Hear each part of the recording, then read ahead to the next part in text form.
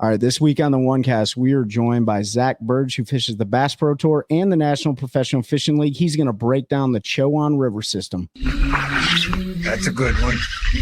That's a good one. Oh, God, it's a toad, son.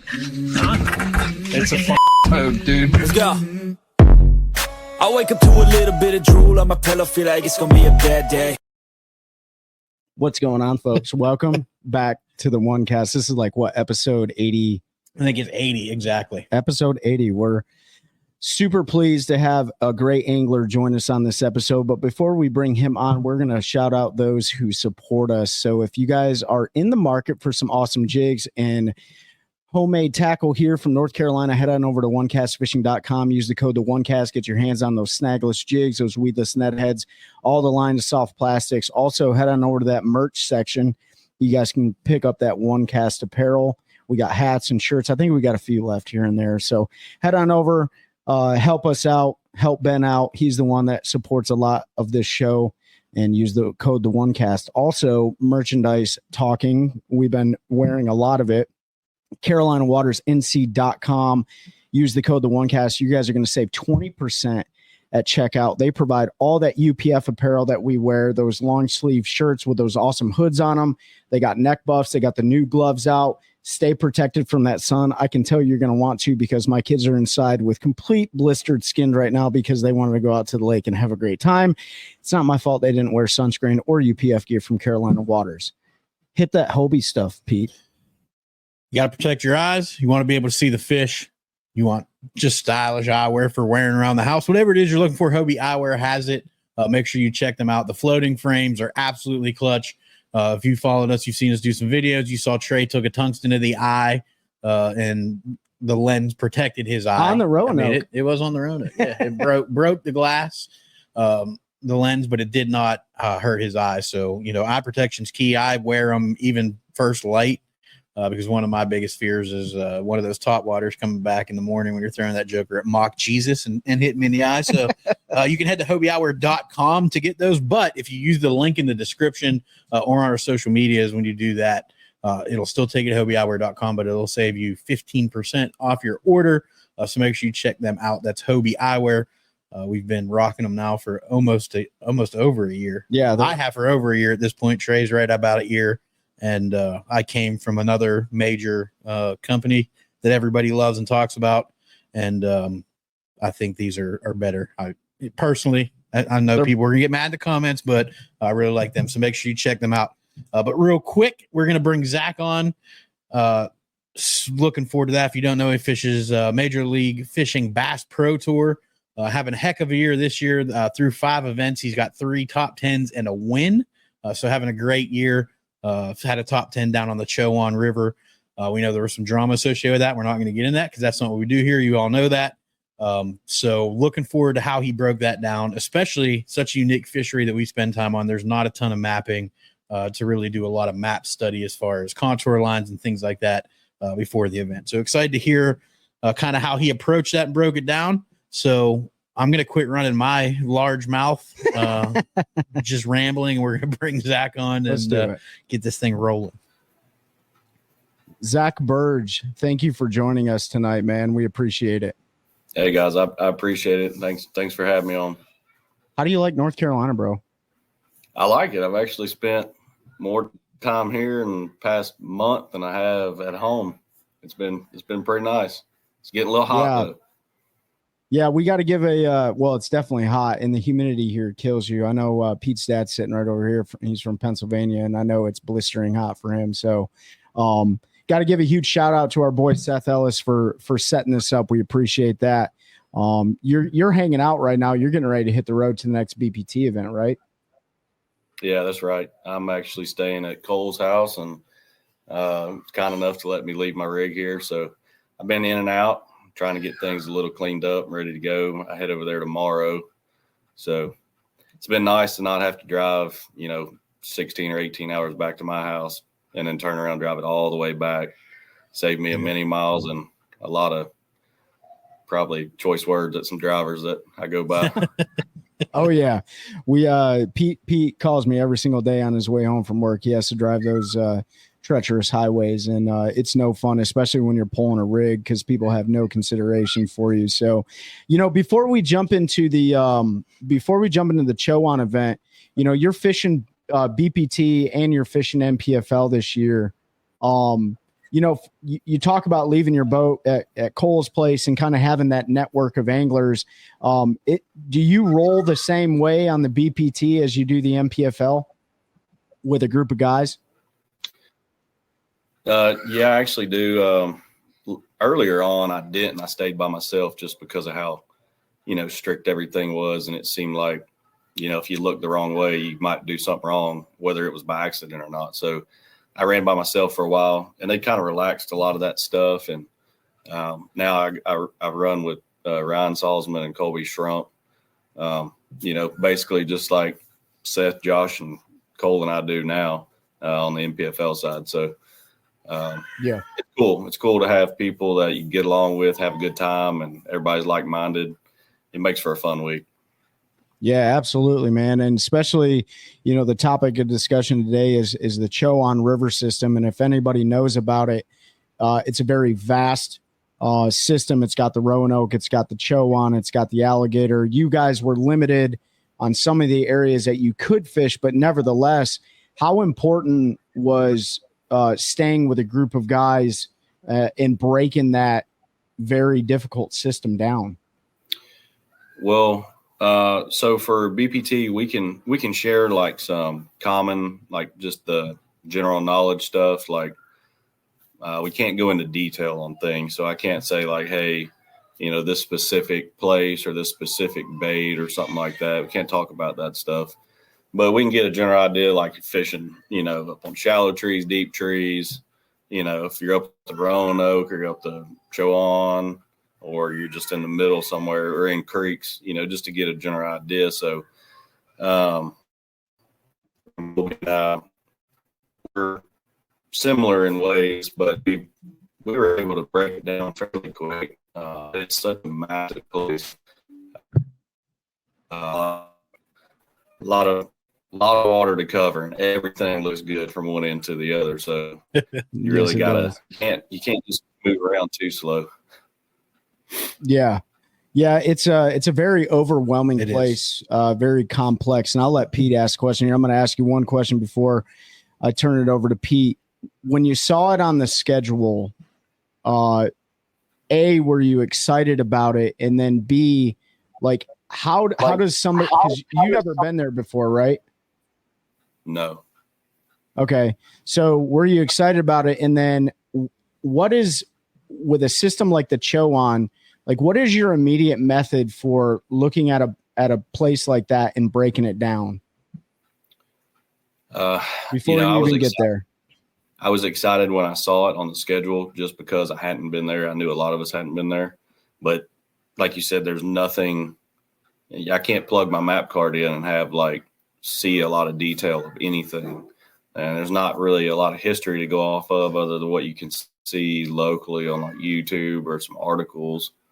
So of course, we all did all that stuff, but the best approach I thought was to get a satellite card where I could just have Google Earth, plug it into my unit, and run it on my Lowrance screens and just navigate that way. I probably drove through some stuff that I may or may not have should have driven through, but I got lucky. I didn't hit anything. I tried to do the best I could to avoid stuff, but you get in a hurry and you get in a time crunch, you just get it up and let it rip and hope you don't hit one of those big cypress stumps, or a sunken barge or something.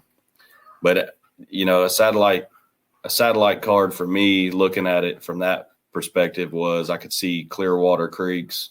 I could see clear water little bays and stuff off the river, no matter which way I went. I saw oxbow lakes and little ditches I could get into up the Roanoke, and it helped a lot. Built-in mapping or any other mapping card I had, it didn't show any of that stuff. It was just a generic, just a blue area. That was a huge help for me. And then once you can see kind of what you want to fish and what the place looks like, then you got to figure out how to catch them. And that was a whole nother aspect that week was just trying to figure out how to get bites. Mm-hmm. Yeah, you're honestly, like, most years you were perfect timing down there for it to be ridiculous. I mean, I've had days that early June time down there where I'll have 30 pounds on 5 fish before 7:30 in the morning, all on a frog, and they just hadn't really set up quite yet. I think, we didn't really get that big week of super hot weather we usually do at the end of May, beginning of June, that kind of pushes them up into the pads and onto some of the shallower trees. So I'm looking forward to going down there this weekend because I think it's going to be right for that bite. But it was definitely eye-opening to see different things. I've always wanted to get down there with a swim jig, and I know you did a bunch of damage with it. It's just I get so hung up on throwing a frog and stuff like that I don't tend to pull that rod out if I can get them to eat a frog. It kind of spoils you. You get one to blow up, and then I can't put it down the rest of the day. And then seeing guys throwing drop shot and doing kind of those more traditional things that I know a lot of folks haven't done down there. I know they will now. The jerk bait thing, I know some locals down there aren't real happy about because it was kind of a secret we all had down there for that time of year, was catching them on a jerk bait. So that kind of got out, but it's good for the folks going down there. But did you, doing your map study and everything, did you focus mostly on the Chowan side around, you put in at Edenton there? Did you try to break down just one area, or did you spend your practice days running around a little bit, checking the Roanoke and some of those different rivers you could get to? Yeah, I spent my practice day one. I started up to Chowan River. I launched all the way up at our boundary. I can't remember what the name of the ramp was. I just fished my way down, and I think I made it to just past there's a big island. I can't remember the name of it either. Holiday, maybe. Holiday Island. Yep. Yeah. I made it just past Holiday, and then I flip-flopped and went back up the other side of the river, fishing my way back. Day two, I drove all the way to our far boundary at Roanoke. Okay. And it fished my way down. I made it all the way down to almost the lake or the bay or whatever. The sound. And and I turned around and fished my way back up. But I did a lot of running, and looking, not a ton of fishing. And the first day I caught probably 40 fish, but they were a ton of little ones. A lot of them weren't even scoreables. They were just tiny. And I really wasn't sure. In my mind, I was thinking, the fish were on the deeper trees. They should have been on the deeper trees. It seemed like there wouldn't be as many fish in creeks, or there wouldn't be as many fish up there super shallow. So I just kept trying to force that in my mind, thinking that was the right thing to do. And then that's why I went to the other river the next day to see something different. And I didn't really catch anything until I got way down towards the bottom end, where it when I got up there, it was real high. It looked like it was high. It looked like it was flooded. I didn't get hardly any bites at all until I got way down. And when I got down towards the bottom end, it more, looked like a normal level. There was a lot of currents. So I put them where they were obviously where they should be. But I just wasn't super impressed with it.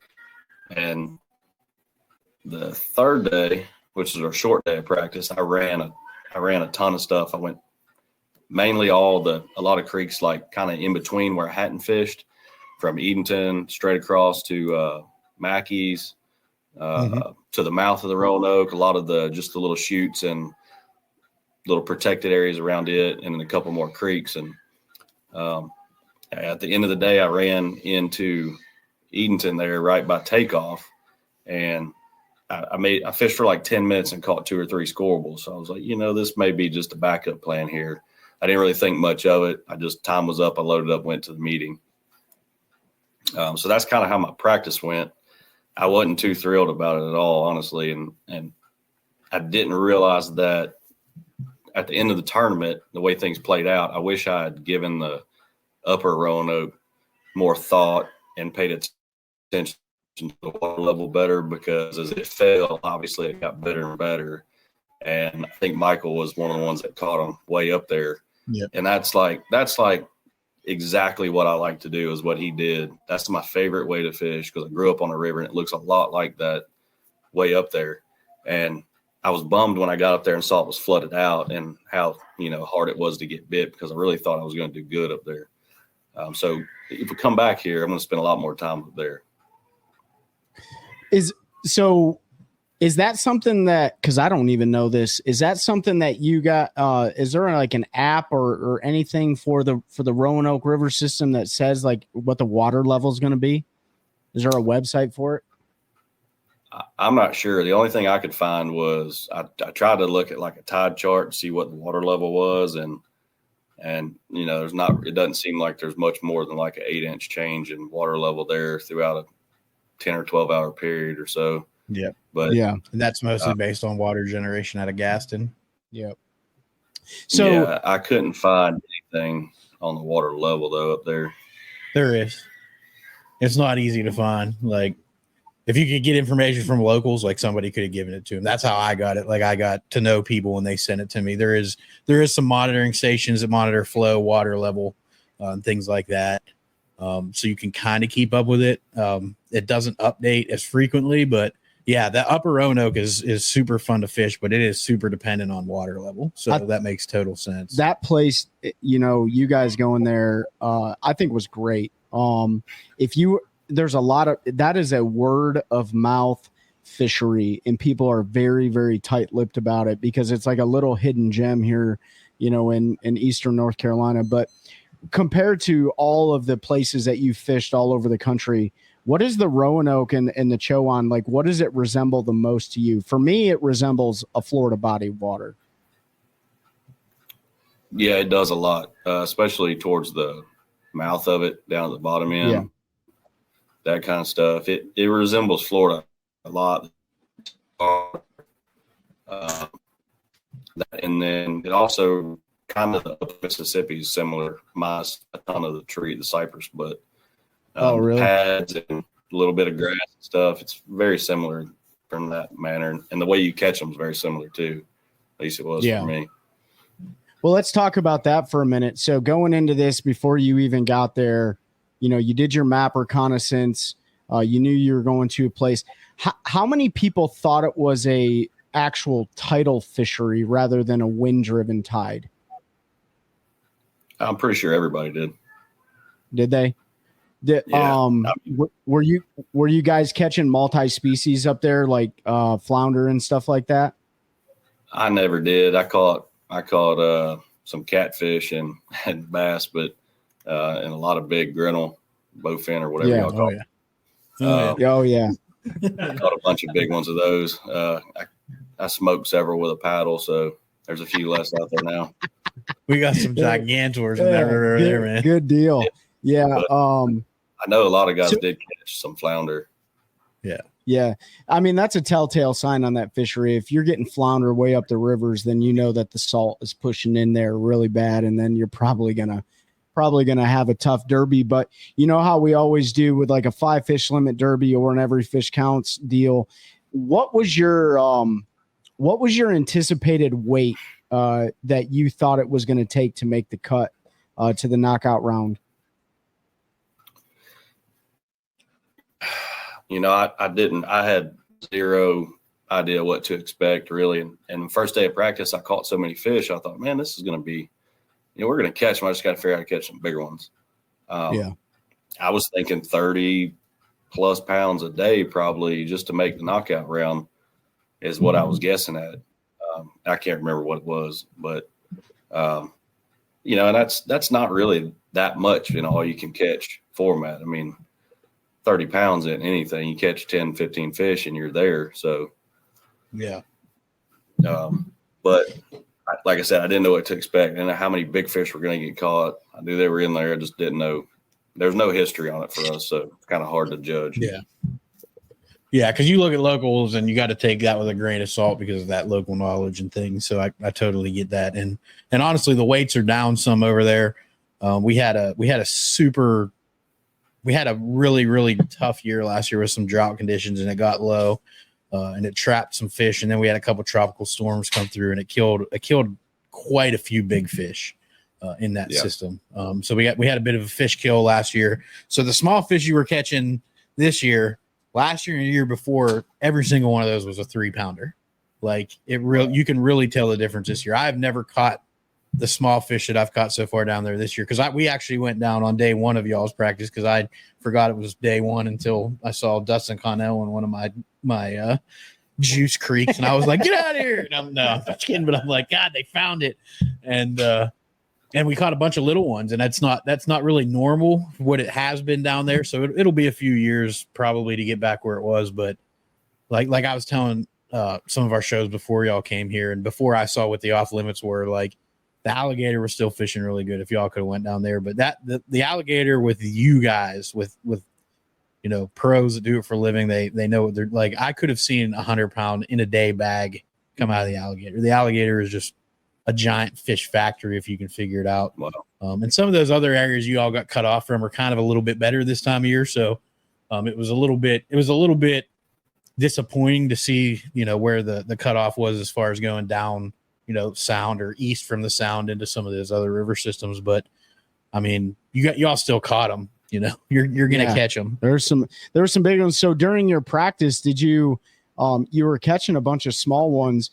Was there, obviously, you know, going to a system like that, we're looking at swim jigs, we're looking at frogs, buzz baits, flipping type deals and stuff. I'm assuming you had the arsenal laid out on the front of you run a Blazer, right? On the front of your Blazer. But was there anything during practice that you were like, okay, this is probably going to be the juice bait for me for the week? On day one, I thought it was going to be a chatterbait because I caught so many fish on it. It was like every tree I swam one by, I'd catch a fish, whether it was a 10-incher or 3-pounder. It was, you never really knew. You just kept chunking and you kept getting bit, and you know, you get a good one every now and then. The next day, that wasn't the case. I don't even think I caught a fish on it up the Roanoke. Everything I caught there was on frog. And the frog bite seemed to kind of get better and better after the second day. Day 3, I got some bites. I was kind of leaning that direction. I don't think I got a flipping bite the whole time I was there. But at the same time, I didn't really give it a ton of time. I like being able to chunk and wind something. So, you know, there's so much water to fish. There's so many targets to cast to. I want to make as many casts in a day as I can. And it just seems like in our format, if I ever slow down and start pitching at something, I just feel like I'm losing already just by trying it. So I stuck with, I actually was catching my white swim jig through practice and a frog, a couple different frogs, getting plenty of bites. So that's what I wanted to start the tournament with. And day one, I caught like 3 fairly quick, and I didn't catch anything. You know, I ran around, I ran up the road, everything that I had got some bites around. I was catching short fish, small fish, just left and right. At the end of the day, I made a call. You know what? I'm running back to take off. I'm going to go through that stretch where I got those few bites the last day of practice and just see if I can catch a few to salvage my day. Because I was in like 30th place at the time. I hadn't caught jack. And I fished my way through it. Didn't catch a fish. I had like an hour to go, and I'm just fishing further and further back in the creek. I get to that bridge back there, and the first one you come to, and I saw the water boil a couple of times, like right underneath it. I thought, man, I don't know if that's a bass chasing bait or what. And then as soon as I was thinking to look away, it busted on some bait. And it was like a 4-pounder. I skipped my frog under there and it ate it, stuck it for just a second, and it come off. And I was like, I just lost it. I was like, this is exactly how my day's been. I can't do anything right. I just put my rod down. I was like, I don't know what to do. I'm out of ideas. And as I was looking down at my rods, I saw I had the other swim jig tied on, and it's a black skirt with some like a purplish fuchsia looking colored tinsel in it. And I throw it a lot in tannic water. Like, it's my favorite swim jig to throw when the water's got that dark but clean look to it. Something with the tinsel, I think, just sets them off. So same thing with black and blue. The black purplish one seems to do better for me. So I was like, man, what the hell? Let me just pick it up and try it. So I picked it up. I shimmied under that bridge, and the first tree I swam it by, I caught a 2-something. The next tree I swam it by, I caught another 2-something. and I ended up catching a 4 something back there, and I don't know, 20 pounds of fish in like 40 minutes. And it bumped me all the way up to like 8th. So I completely flip-flopped my day. And from that point on, I caught every fish the rest of the tournament on either, I think I might have caught 5 on a frog, and the rest were on that swim jig. So it's just I feel like I could have went other places too and caught them on that swim jig. And, I just hadn't tried. I hadn't picked it up. I just put it on before the tournament started, and it was piled up under a group of rods I had set next to me. I didn't see it until I just sat there off mad and just staring down at my rods going, what do I do? It was like, pick this one up. So no, I need a black and purple too. yeah, Pete's gonna go and what's the? I'll have 40 of them more. Is it one of your sponsored bait companies, or is it homemade? So this is one that we're gonna have. We're gonna have it available soon. Yeah. There's a couple of them out there that are real similar, but yeah, everybody when they hear this from North Carolina is gonna grab them off the shelf. Yeah, so before you tell everybody, you can just text it to us. Can Pete put some on layaway? I need about 30 of them. I mean, dude, that's how it goes down, right? Like, you have those moments where you're just like, you're scratching your head. You're like, dude, what is the deal? Like, everything looks good. I should be getting bit everywhere. And then all of a sudden you get on that stretch. And that's what I was going to ask you. A river system like that, much like Florida, you'll go hundreds of yards without getting bit. But then when you get that bite, is that when you decided, like, I know you don't need to slow down chucking and winding, you still need to do it in your format, but is that when you really like slowed down but still chuck and wound the baits around every single piece of cover you could, because they usually stack up like that? Yeah, exactly. That's exactly what I did too. If I got a bite, whether it was like a frog bite and some pads, I would slow down and I'd make 10 or 12 casts in that same group of pads in that general area, just trying to get another one to eat. Because every time I did catch one, I would get another bite or two relatively quick, either, at least within the next 30 or 40 yards of bank.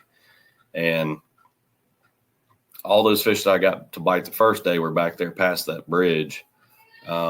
So as the tournament went on, I fished my way out from there, and I figured out that there was more fish out too in certain little stretches, and it just built on it as the tournament progressed. But yeah, I definitely, when I try to cover as much water fish as fast as I can and just see if I can come across a few bites. And then usually that's what I do in practice. I don't ever like pound on a place. I get 2 or 3 bites and I just get out of there, but I'll mark it, remember it, come back and pick it apart in the tournament. And a lot of times I may think that, I could show up and catch 5 or so fish maybe, and I'll end up catching 10 or 15 because I'm fishing it hard.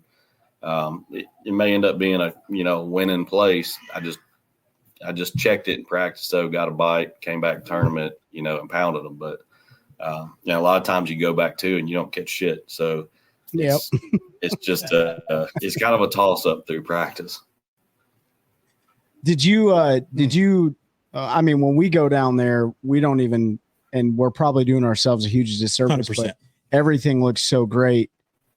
We usually keep the cover on the graph with the forward facing sonar. I don't want to get into the forward facing sonar debate, but did you even use it at all during practice or during the tournament? I had it on some. When practice started, I had it on. And I fished some of those trees that were out off the bank. I just never come across a stretch that, stumps, trees, whatever, them trees that were out there. Some of that offshore cover. I fished some of it, and I had a few fish follow, caught a couple little ones, but nothing that was like, this is the deal. This is what you need to focus on. Because every time I'd go back up to the bank or fish something shallower, I'd just catch a bunch of fish, and I'd catch a 2 or 3 pounder every now and then. I just knew eventually they'd turn into a 7 or 8 pounder at some point, or should have. But it's kind of like coming from Eufaula, which was just before this. I fished the whole tournament. I never turned it on. I disabled all my pinging, disabled all that stuff, paused everything, and never turned my graphs on except for my chart screen. I used it some, but I threw a frog and a chatterbait there the whole tournament. Was fortunate enough to win that one. And when we got here, I was so hoping I was going to be able to do the same thing, just not use anything, just put my head down and fish. And it turns out that the guys that did that, they caught better average fish, 5, 6, 7 pounders. Obviously that's where the majority of the bigger fish were for us, or how they got caught. But I had a fun time watching my swim jig get eaten, watching my frog get eaten. So I have zero complaints from my end on what I did. I'm happy with the outcome for the most part. Absolutely. Yeah, I think it's a breath of fresh air going to a place like that. Like, we always talk about, we love to use the scope when it's a tool for the trade for a specific body of water, but it's a breath of fresh air going down to the Roanoke and the Chowan and getting to go, just throw a frog, a swim jig. I mean, you can crank them down there. You can throw a wacky worm. It don't matter. They're going to eat it. They're aggressive. And in that big fish bite that were on those trees and offshore in the sound and stuff like that, where you saw the guys catching them using scope, they didn't catch them on scope. They were using forward-facing sonar. Everyone, it's a tool. Those fish overnight could have turned around and went right to the bank, right? So that didn't happen, and I think that probably is happening right now as we're having this conversation. But so during the first, were you Group A or Group B? I was Group B. Okay, so you guys can see the weights of Group A. Is that's not off limits, right? That's right. Yeah, we can look at weights, but not anything past that.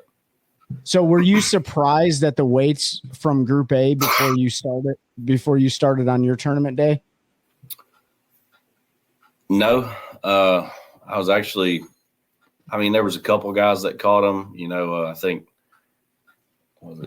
Dustin. I think Dustin fished Group A. He caught them real good. Yeah, he caught them. A couple guys. Yeah, a couple guys caught them real good, but then it fell off pretty dang quick. So I felt like you were either around them or you weren't.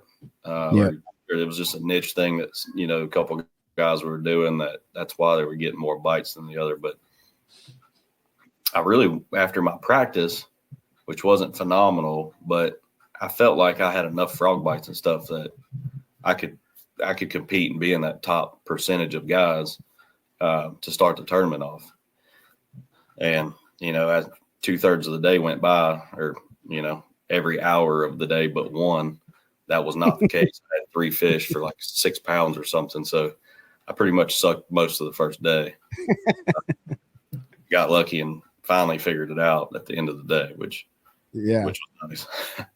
No, but nobody was back there, right? No locals, nobody in the tournament saw that juice hole that you found?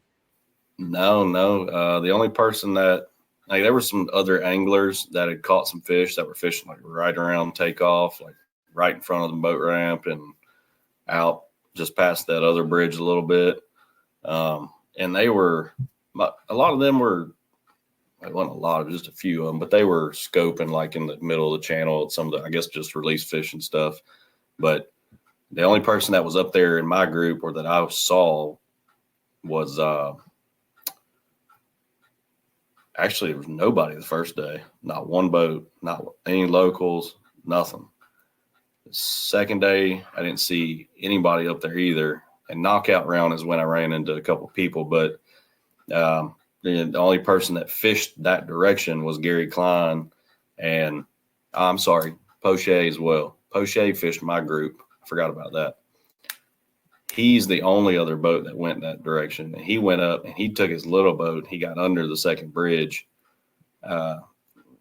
pretty easy. But, of course, that's his little boat. He can get that thing down pretty low. Yeah. He just jumped. He also said he couldn't get under it. He told me that he fished from the bridge up rather than the bridge down where I was. So I knew we weren't fishing the same water.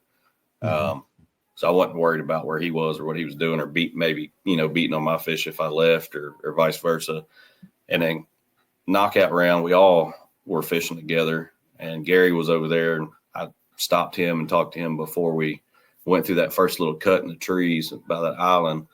I asked him where he was going and, which part he was trying to fish. So we figure out kind of where we could stay away from each other and not try to get on top of each other.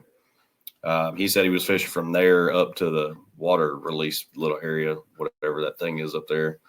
So I said, okay, well, since you're going to do that, I'm just going to idle all the way up to the bridge and fish my way back. That way I don't muddy it up for you by running, and, you know, I don't make it dirty for me if I'm fishing back this direction.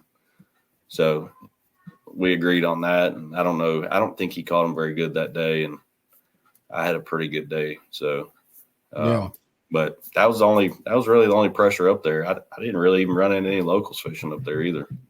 Yeah, you know, we talked about that a couple episodes. You know, Pete got the chance to marshal for the Elite Series on Lake Murray, right? Yeah, he got ejected out of the boat, so it was pretty cool.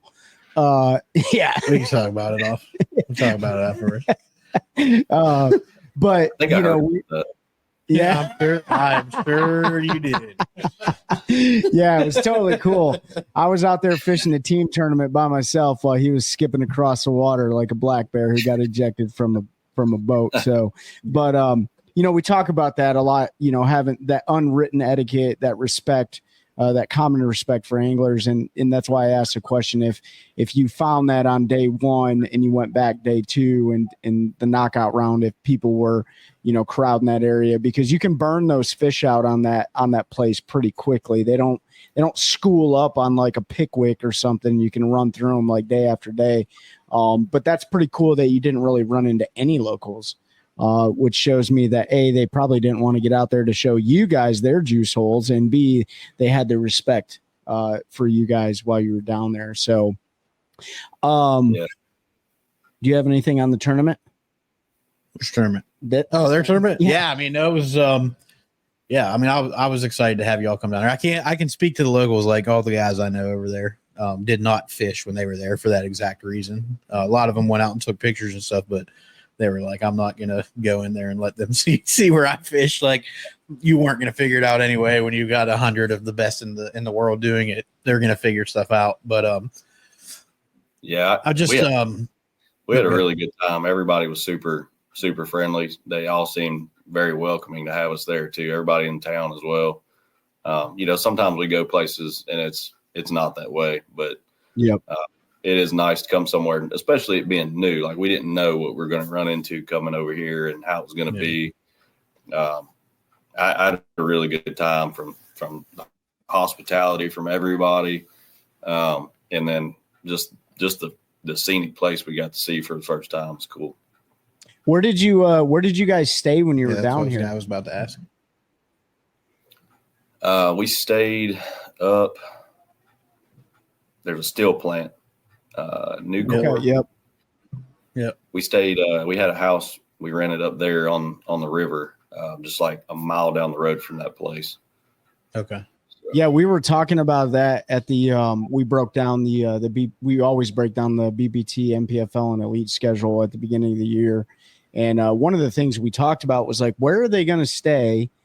Because we know that there's not a lot of logistics down there. There's not a whole lot of anything down there. So we were just wondering, like, would you Airbnb it? What is the one hotel that's down there? Oh, Sportsman, man. The Sportsman. Yeah, we're staying there this weekend. So, but yeah, so you guys had a good time there. Is there any restaurants in that area or anything like that? Man, there's one in town that we ate at one night. It was pretty nice. Right on the Waterman's. I can't remember the name of the place. Waterman's. It was probably Waterman's. Yep. That was good. Yeah. That was good. But other than that, we could. I know them all, bro. Yeah, there's not that many places to choose from. There's Waterman's. There's a Mexican restaurant in Plymouth. There's a Kentucky Fried Chicken, and then there's actually a restaurant in Mackey's Creek that you can pull the boat up to and walk up there and eat. That's pretty good. So if you ever come back, you can check that out. I can't remember the name of that one, but it's right there at the creek. There's a little boat launch there. But yeah, there's not a ton of choices. So when he said in town and it was good, I knew it had to be Waterman's. Yeah, I don't know. So during practice or during tournament, we talked about this too at the beginning. Was there anybody that destroyed their lower units down there? Yeah, I got to know. I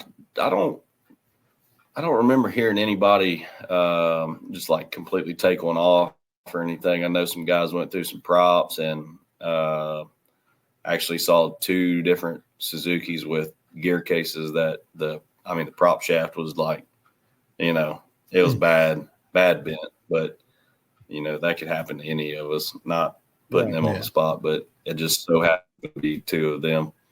But I didn't see like nobody ripped a motor off or tore a gear case completely off or anything, which is kind of surprising because I know if you just bump one going fishing down the bank, it stops you in your place. So yeah. I can say if you felt like you got lucky, you said you felt like you might have got lucky in some of the places you were running. I promise you, if you felt that way, you got lucky. Like if you slow down and idle some of that stuff, it's scary. Like. We're so you talked about fishing. Was it Mackey's or whatever? Yeah.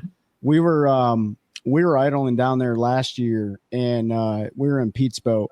I won't take my boat down there because I'm scared.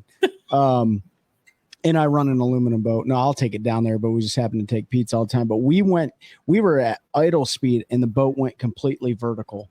It just came right up on a stump that was bigger around than his boat was, and I swear the nose of the boat went straight up. So when your guys' schedule came out, I was like, we're gonna call 4 to 6 lower units on that river system to see how many guys lose. But that's good. Do you think a lot of guys were pretty reserved or pretty conservative about how they ran there, or were people wilding out and just running? No, man, if you've seen the way these dudes ride around, it's like backyard redneck race. Everybody's just running and gunning. I will say for your tournament, though, like you got some help with the wind because they let those trailer days. So being able to not have to make that run across the sound, because that was really my concern, because people think they can just run from the mouth of the Chowan into the Roanoke. And if you do that, I promise you're going to lose a lower unit. If you don't follow the channel, if you don't know where to run, like it is nasty. There's dudes that have been running that for 40 years that lose a motor every year. Yeah. So there was some help with that, being able to get closer to your area you were fishing with the trailer because of the wind and stuff. So that probably helped some, but yeah, I mean, that place is super scary. We saw some guy that first day, your first day of practice, we went down there and I launched it, a little side launch that nobody really knows about. And as we were idling out of the creek, this guy was sitting there fishing, and I said, "Hey, you all having any luck?" And he goes, "The river got me." And we were like, "What?" And right then I looked, and his motor was trimmed up, and the lower unit was just gone. And he's like, "There's a new stump right out there." And I was like, "Oh, is there?" And about that exact time he said that, I went, "Dope!" And I ran up over, and I was like, "Oh yeah, we'll mark that one," because it changes. I mean, we got a lot of tropical storms last year. The water level came up. And it changes all the time. There's always new stuff. Trey can tell you from running down there, I'm constantly dropping new waypoints as we run across stuff as I'm running the river. And, that was a concern. I was glad everybody got out safe. It didn't seem like anybody tore anything up too bad. At least not there. Fred had that incident on his way there where his boat got hit by the driver, and luckily he was okay and able to fish. Yeah. But I had fun watching you and Michael, because that's how I fish that play. And a lot of money. I mean, you had the right idea going into it. A lot of money and a lot of tournaments we won down there on a chatterbait and a frog. I just feel like y'all were there just a little bit early because we just didn't really get the weather that usually pushes them up, and the bigger ones up into those trees like they're probably set up now. At least I'm hoping they're set up now because I'm going tomorrow. We'll find out on Saturday. Those listening to this episode will drop a week from when we're recording it. So they'll know during our next show. So now you got anything more on the Chowan? No, heck of a tournament. Let's we've been running for about 45 minutes. We just got a few more things. So the next event, where are you guys heading? James Rivers. I leave in the morning to go there to start practicing on Saturday. So that's a place I've never been to. That's title, correct? Are you going in the section that's pretty tide driven, correct? Yeah, it's title for sure. Yeah. So what are your thoughts on that? What are your thoughts on that tournament? And are you going to have a lot of the same bait choices as you did down here at the Chowan? I definitely will. It's very similar. You can take away a lot of cypress trees, but it's other than that, it's real similar. It's got a lot of the same stuff, a lot of little creeks. It's got the tide, much different tide swing. So that's a little different, but other than that, it's going to fish, I think, very similar. Yeah, that's awesome. I'm excited to go. Anytime I can fish something like where we just were, or the James or Potomac or any river system or something similar with moving water, I'm stoked to get there. So I'm excited to get to this one. Yeah, you guys have had a pretty cool schedule this year so far. It's been pretty different. You've had your scoping events, you got your shallow water stuff, your river systems and stuff. So you guys' schedule is actually pretty legit this year. If there was one on the schedule this year that you, and this is such a cliche question, Of course. but I'm going to ask it anyways. If there was one that you had circled that you're like, dude, I'm totally looking forward to this, which one was it besides the one that you won? Probably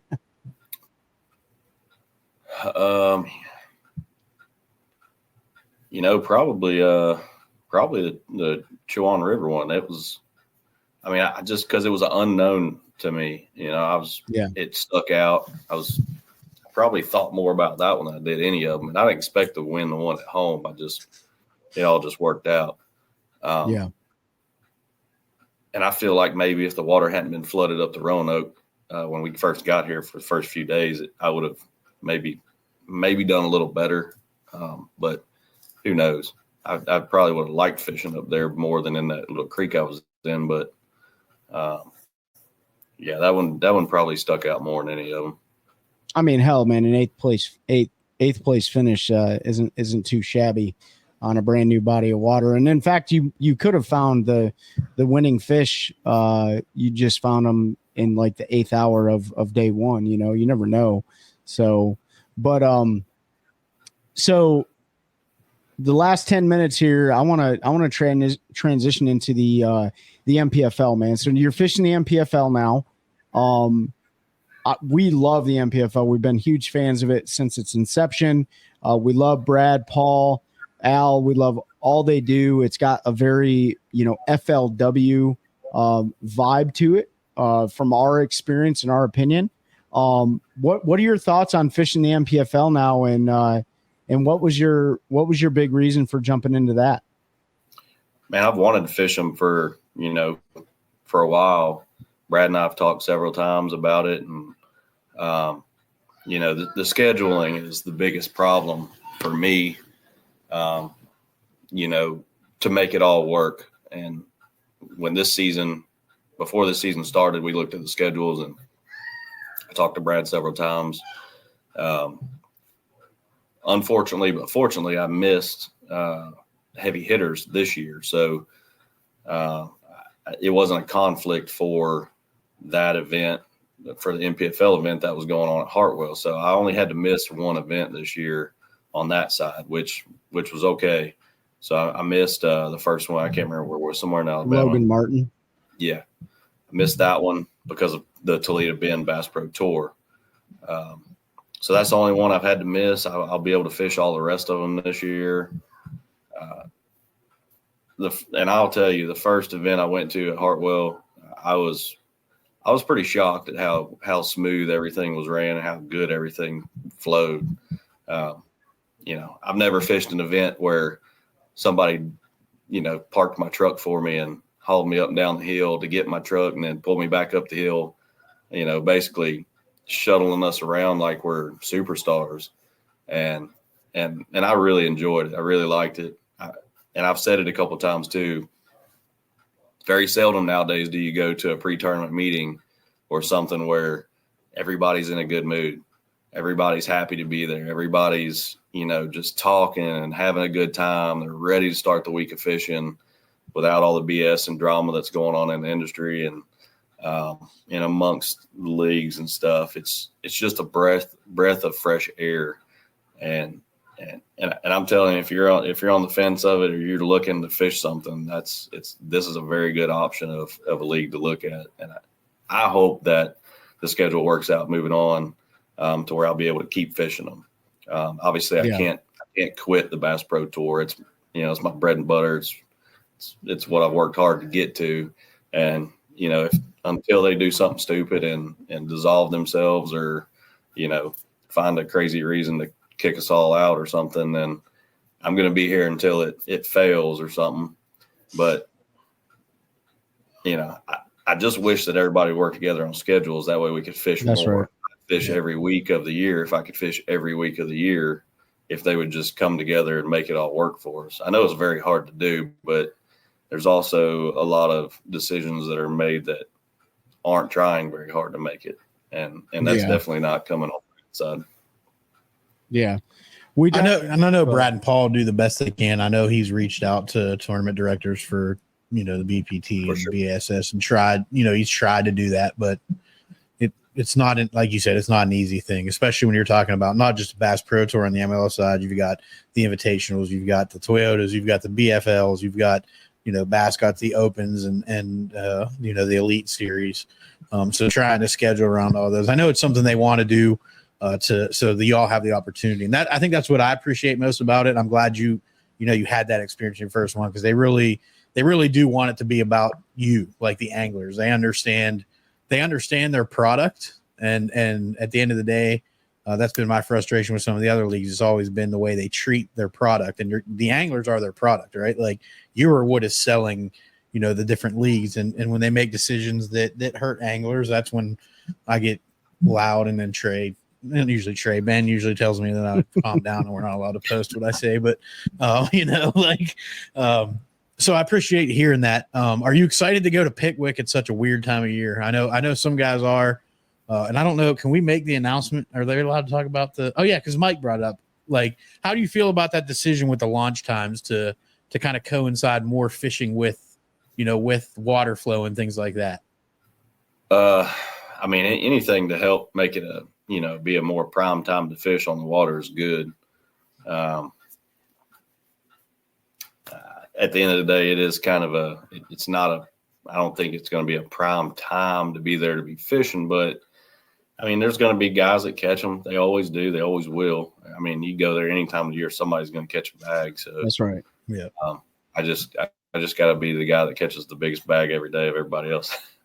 That's right. I'll tell you what, pre-tournament preparation would be either drinking as much water as I could or double IVs AC access, because you guys are going to sweat your ass off at Pickwick in the middle of July. Like, it's going to happen, but somebody's going to win, dude. It doesn't matter. And you got to catch them. Right. So it should be a really interesting, but that's what it might suck, but that's what I appreciate about the NPFL is they identify as the NPFL. That's who they are. They're not going to change for anybody else.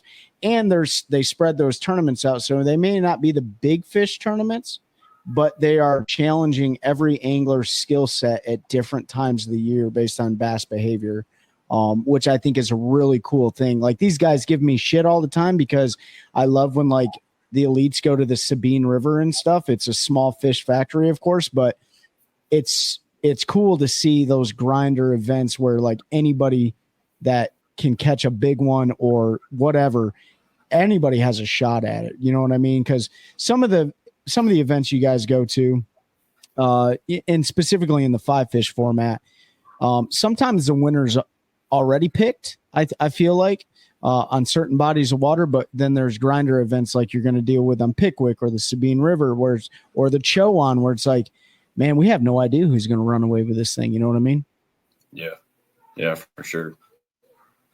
So we've been running for about 55 minutes, man.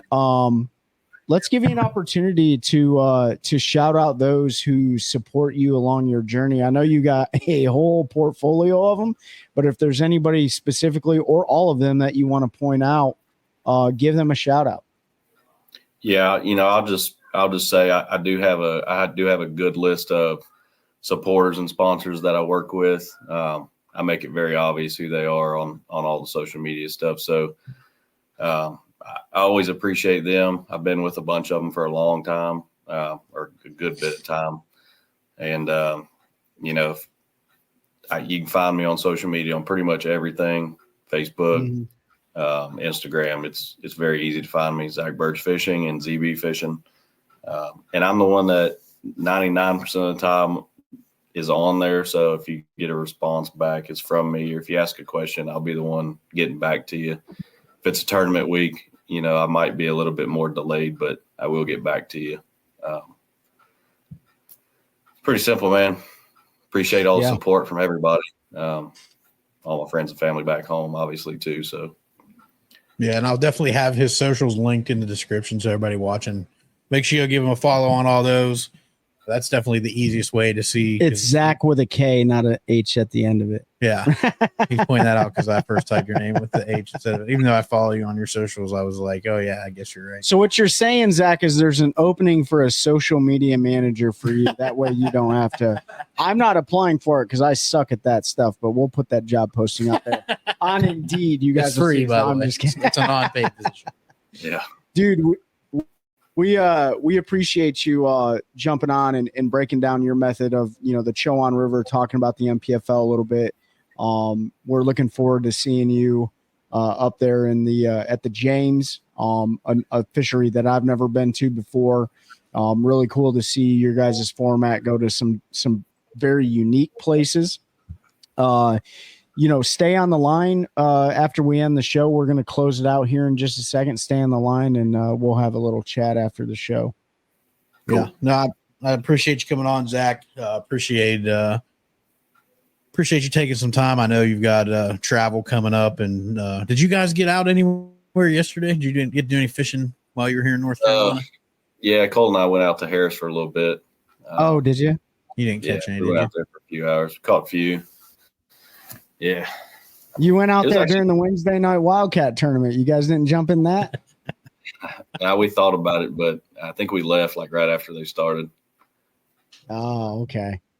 Well, I told you those schools were pretty massive. Hopefully you guys got on them and leaned on a few. So we caught a few good ones. Yeah. Good.